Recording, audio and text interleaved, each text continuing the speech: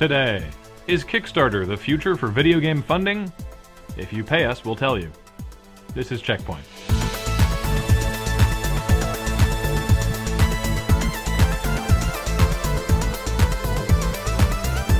Welcome to CheckPoint, broadcasting this week from a replica of our studio made entirely in Minecraft. This tabletop? Obsidian. The PS Vita comes stateside this month, and with it some sad news. The UMD Passport service, which lets you get a discounted digital copy of a UMD game you already own, will not be offered in the US because, up yours, America, I guess. Actually, it's suspected that Sony is concerned that the prevalence of used game sales in the US would allow such a system to be abused.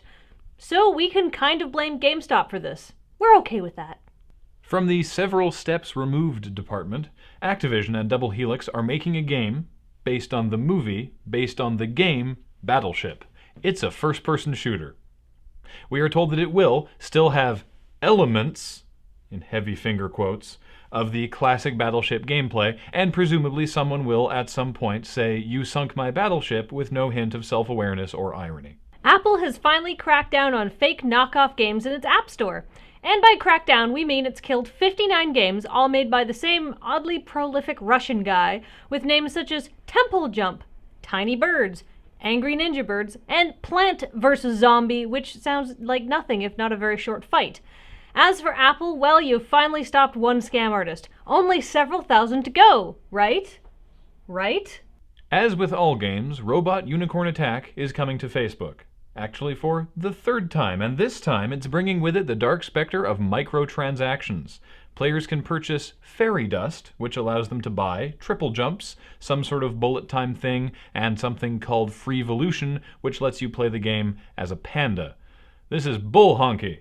Time was, a man's worth was based on his skill in Robot Unicorn Attack, damn it, not how many pinches of fairy dust or Zuckerberg coins he had in his wallet. And our robot avatars were unicorns, not pandas. Sure, pandas are cute, and the rainbow unicorn was sort of queer, but we liked it that way.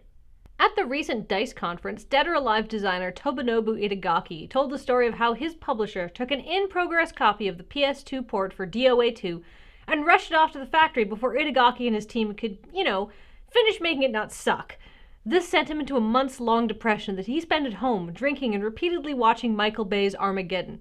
He recalled to the DICE audience that when he closes his eyes and thinks of Armageddon, he still tears up.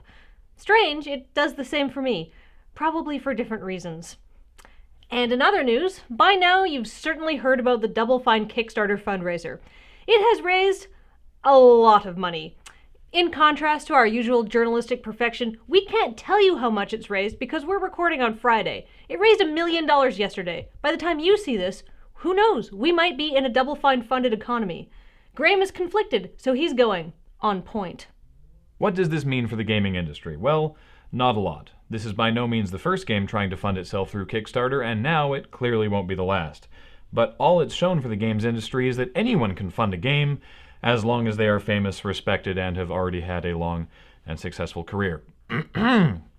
There are game projects on Kickstarter with complete gameplay layouts, concept art, and demo reels that just need the seed money to get their game off the ground. They are raising nothing. All Double Fine promised was a great adventure game by Tim Schafer and Ron Gilbert. Or possibly not that great, but if not, at least it'll make a good documentary, right? I love these guys and their games. Playing Day of the Tentacle, Full Throttle, and Grim Fandango were formative gaming experiences for me. But I also love the films of Steven Spielberg, and I'm not going to pay to see a movie by Steven Spielberg if I don't know anything about it. And you know who I feel the worst for here? Schafer, Gilbert, and the team at Double Fine, because they're on the hook. Not only do they have to make a game, but they can't just make a $400,000 game now, even if they try. The whole time they'll have that dark specter looming over them of, is this worth all the money people gave us? Prepare yourself, Double Fine, for ye shall be judged. You've just turned your customers into investors.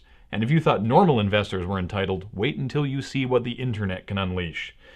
In conclusion, just so we're totally clear, guys, I am so excited about this. Please make an iPad version. So good luck to Double Fine. But hey, Notch, I know you were super excited about Psychonauts 2, but Double Fine looks like they're going to be busy. So if you still want to fund something, we're open to ideas. We've got tons of time and no money.